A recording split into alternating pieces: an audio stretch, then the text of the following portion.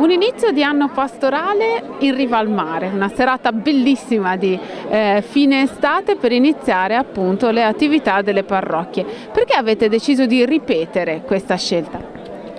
Perché è stata un'intuizione dell'anno scorso, nata nei tavoli di lavoro che come parrocchia della città abbiamo vissuto in sintonia con la diocesi, e essendo venuta bene proprio con sorpresa anche l'anno scorso ci è sembrato bello riviverla e anche questa sera è una cosa molto bella.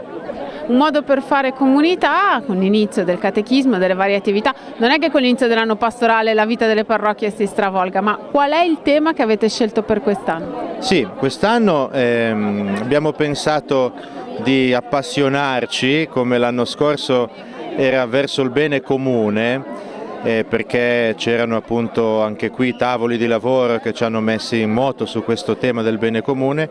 Quest'anno appassionati alla vita interiore, lo slogan scelto è a tu per tu, dove il secondo tu ha la maiuscola, e vorremmo appunto dare anima, spessore e profondità alle tante cose, alle tante attività che viviamo, che continuano, ma che appunto vogliamo sempre più vivere con profondità. Lo scorso anno ha avuto un particolare gradimento da parte delle persone l'esperienza semplice della lettura del Vangelo. Sarà ripetuta anche quest'anno? Certamente, abbiamo pensato di suddividere in 2 anni la lettura continua del Vangelo di Luca, che ci accompagna nel viaggio che Gesù compie verso Gerusalemme, ed è per questo che l'estate prossima come parrocchia anche noi andremo a Gerusalemme. Quindi dunque una vita che si declina in tantissimi appuntamenti, forse però quello che è sempre più bello è fare comunità in maniera semplice. Esatto, questa piazza permette di ritrovarci un po' tutti, grandi e piccoli, delle diverse parrocchie, e questo volantino pieghevole che diamo all'inizio dell'anno, dove sono un po' segnate